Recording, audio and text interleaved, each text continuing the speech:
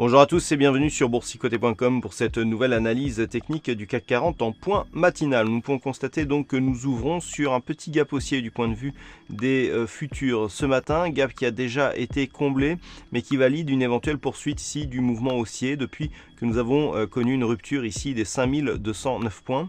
Ce niveau a fait office de support donc en fin de séance, en fin de semaine dernière. On continue ici avec un nouveau plus haut significatif, on renoue avec un petit contact ici sur la bande de Bollinger supérieure.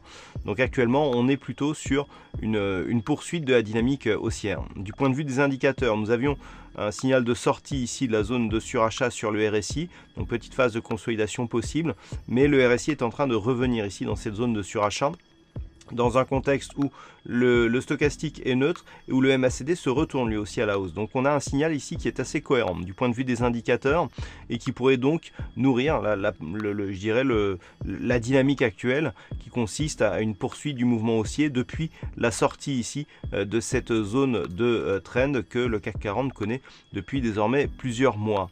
Donc on valide de nouveaux plus hauts significatifs aussi par rapport au dernier contact ici avec cette résistance et le fait que l'on s'inscrive ici dans une poursuite de mouvement haussier sur un petit gap dès le début de la semaine est plutôt de bon augure donc pour le moment.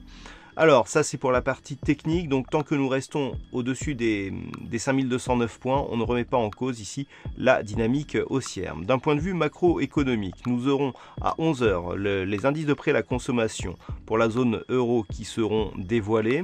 Et puis cet après-midi, donc pas grand-chose, du côté des États-Unis, nous aurons le discours d'un membre de la Banque Centrale Européenne à 16h30, suivi à 17 h du discours du gouverneur de la Banque de la Banque Centrale d'Angleterre. Donc après l'annonce de la semaine dernière qui a laissé apparaître une possibilité de hausse des taux donc de la Banque Centrale d'Angleterre, le discours pourrait avoir de fortes répercussions sur le marché et surtout les actifs relatifs à la livre sterling ou au FTSE.